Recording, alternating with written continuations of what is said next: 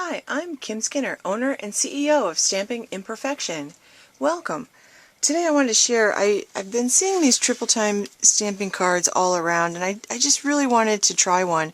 And I just got the Day of Gratitude stamp set when Stampin' Up! Had their 15% off sale that one day, so I've been dying to use this.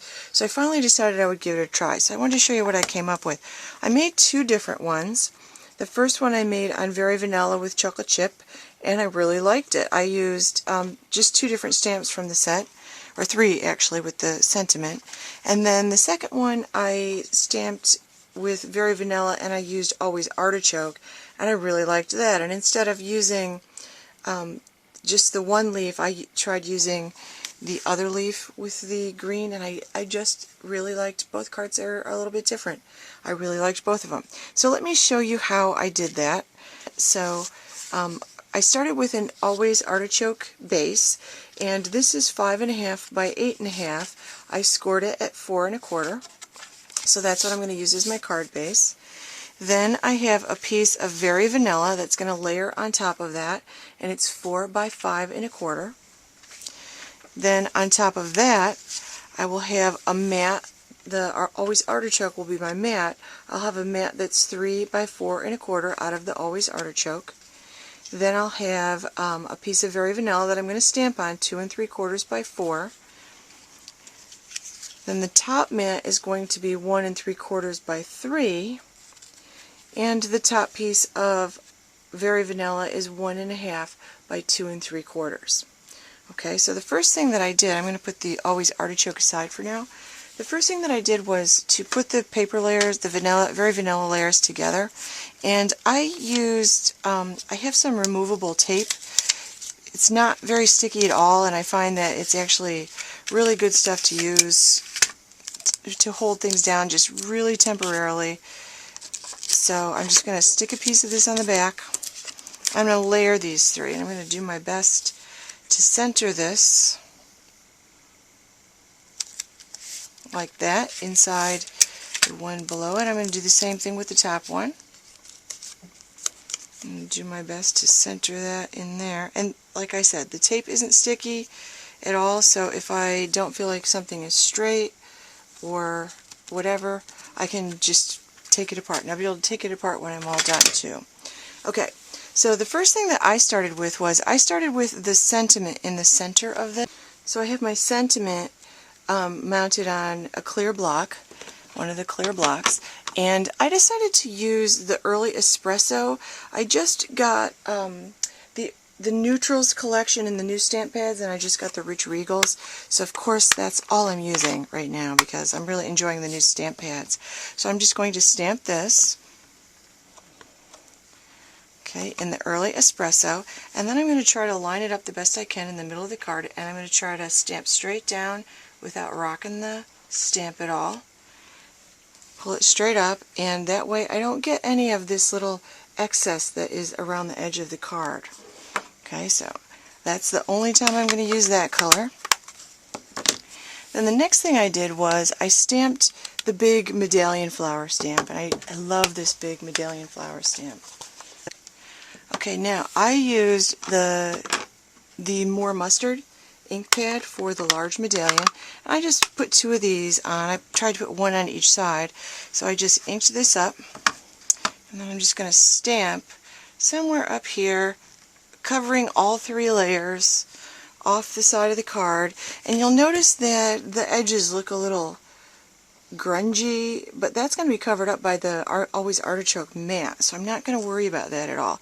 So I'm going to put another medallion on the other side. So I'm going to stamp this up. I'm going to stamp this somewhere over here. Again, stamp straight down, pull the stamp back up so you don't get any of the edge smudges. Okay, next one that I stamped was the larger leaf set. That's this one right here, and I used the Always Artichoke for that.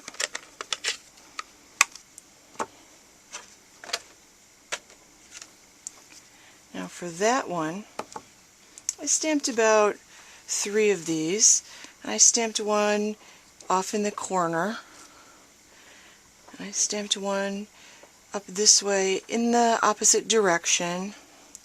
I'm going to put another one.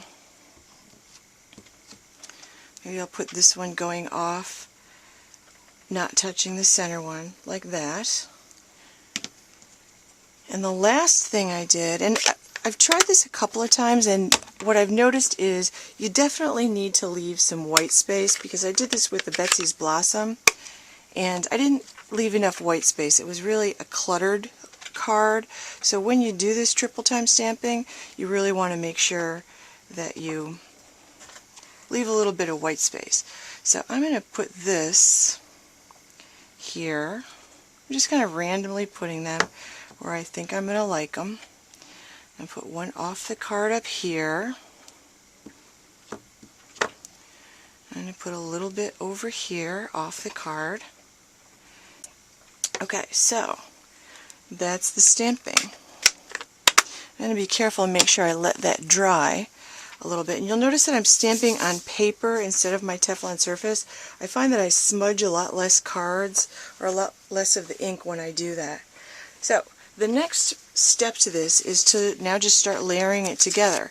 So I'm going to start with my base layer of my card, and I'm just going to peel these apart, and I'm going to put snail on the back of this. Okay, so I'm just going to put that, and here's something I learned. I need to make sure that I have the sentiment going in the right direction. So the card goes like this goes like this, I need the sentiment to go like this. Learned this the hard way.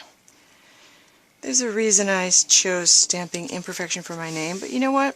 It's not perfect. People will know it's handmade just for them, and they'll just love it even more.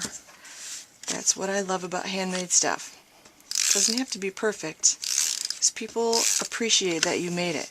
I'm going to take the next mat, and I'm going to line that up, and you'll notice that I'm covering up the edges of the stamped image.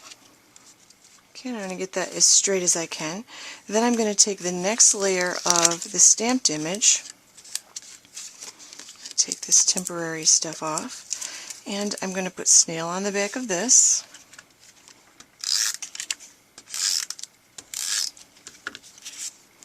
And then I'm going to kind of, when I lay this down, I kind of want to line it up a little bit with where the image aligns with the rest of it. So I'm kind of trying to line it up a little bit.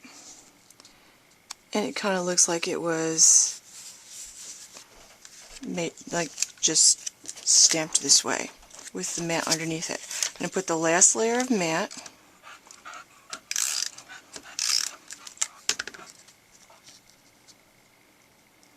Again, I'm covering up those edges that seemed like they weren't going to look very nice.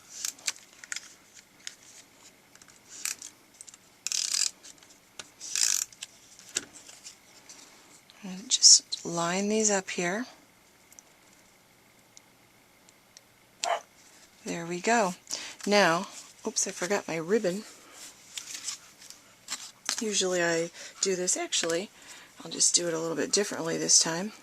Since I forgot to put my ribbon, usually I put, when I try this, I try to put the ribbon on between the second, like here, the chocolate chip mat, or the...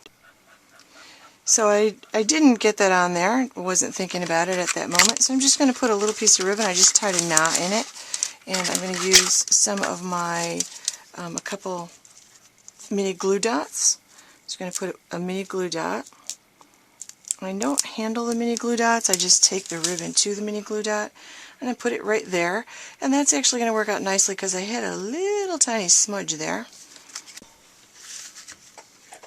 So I ended up with 3 slightly different versions of this same card, and I really like all of them. I think they turned out nicely. And the key really is to make sure you have some white space, because if you put too much in there, it really looks too crowded. So thanks for visiting today. And if you check out my website at stampingimperfection.com, you will find that I have a place to sign up for my mailing list. If you sign up for my mailing list, you'll get a monthly newsletter with a lot of tips and techniques that you can use in your card and paper craft and scrapbooking projects. And if you just for signing up for my mailing list, you'll get 3 bonus video tutorials with some techniques and tips I'm not sharing anywhere else. It's exclusive for my mailing list subscribers. Have a great day.